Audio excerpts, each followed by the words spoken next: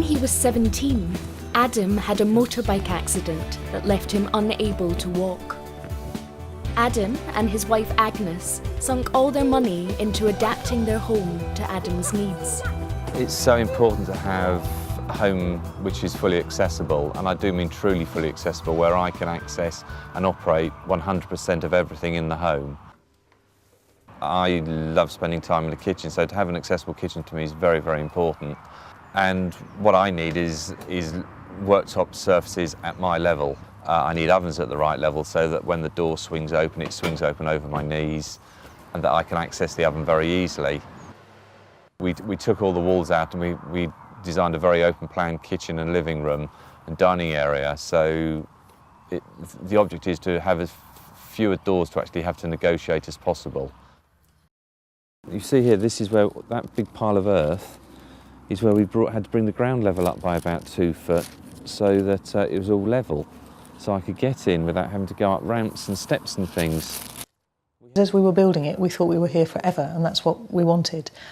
Because of needing to make the place accessible, we spent money on it that we knew we'd never get back. We weren't looking for that. We wanted to create a sort of an ideal, fully accessible, wonderful place for us to live, and that's what we've done, really. This is the only place where I can be totally myself, and I know that I can totally 100% cope on my own.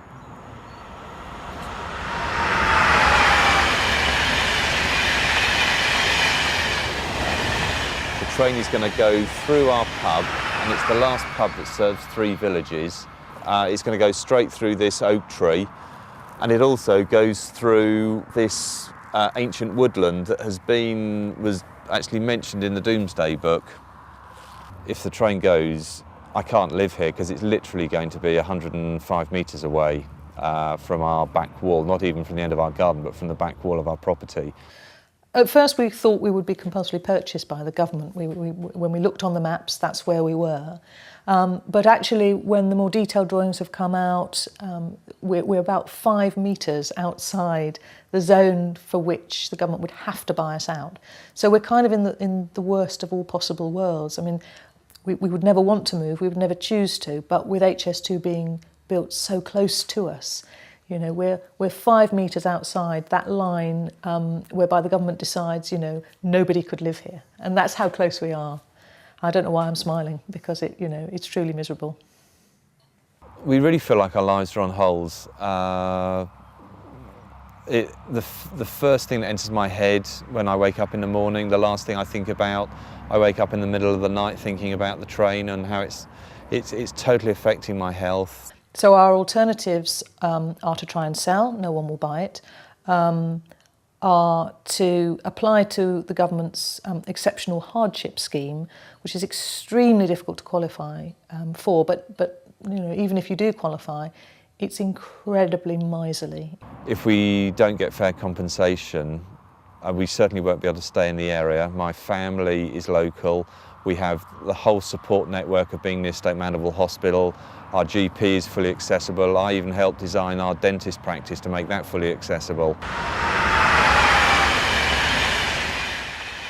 I think one of the most frustrating things is knowing that we're going through all of this for a cause that is bogus. The business case for HS2, which was sort of trumpeted loudly by the government a couple of years ago, has just gradually been picked apart.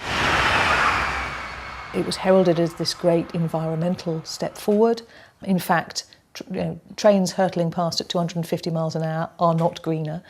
It was hailed as solving the north-south divide. Well, that argument's been picked apart comprehensively. So, the irony for us is, there's no falling on our sword or anything like that. We're going through all of this for something that is just bogus.